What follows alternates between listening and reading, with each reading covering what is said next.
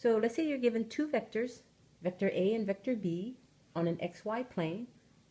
The cross product of A cross B would give you, let's say, a vector C. Using the right-hand rule, you can determine the direction of that vector C. You take your fingers along the first vector A and sweep it over to B, and the direction of your thumb represents the direction of that vector C. So again, A crosses over to B, and the vector C has a direction pointing upwards. Let's say you're doing B cross A. Again, the same thing. You take your fingers, direct it along vector B, and sweep it over or cross it over to vector A, and your thumb points into the page, and that is the direction of vector C. So again, B cross A gives you a vector C that points into the page.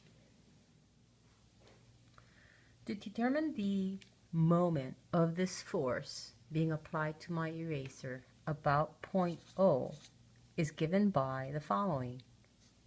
The moment vector about O is equal to the position vector must begin from point O and end anywhere along this line.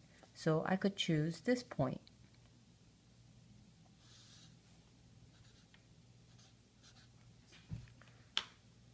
Because forces are transmissible, meaning I can now move this force vector down here, which I'll do.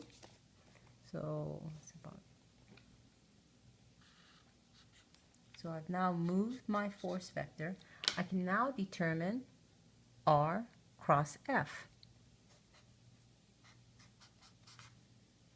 I take my fingers and direct it along the position vector R, sweep it over in the direction of the force, and my thumb points upwards, meaning that the moment vector is directed in the positive Z direction. Suppose now I have the eraser at a different position and a force F is being applied in that direction. I would like to know what the moment of this force about this point O would be. So I would like to know moment about O due to that force. That would be defined by some position vector R that starts from point O and ends up anywhere along the line of action of that force F. In other words,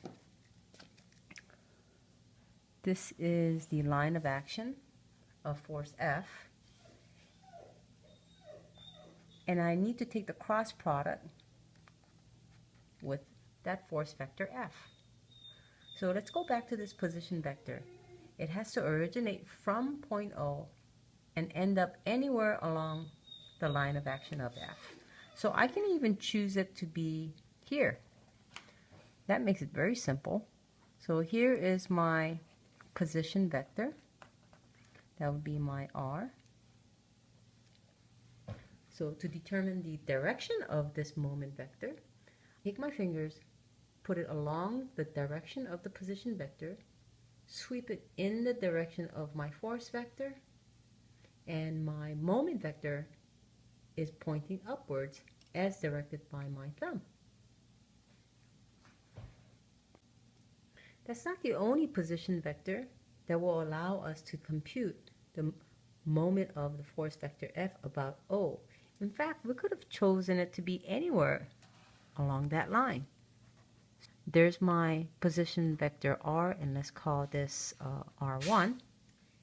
And I need to cross this position vector with this force vector.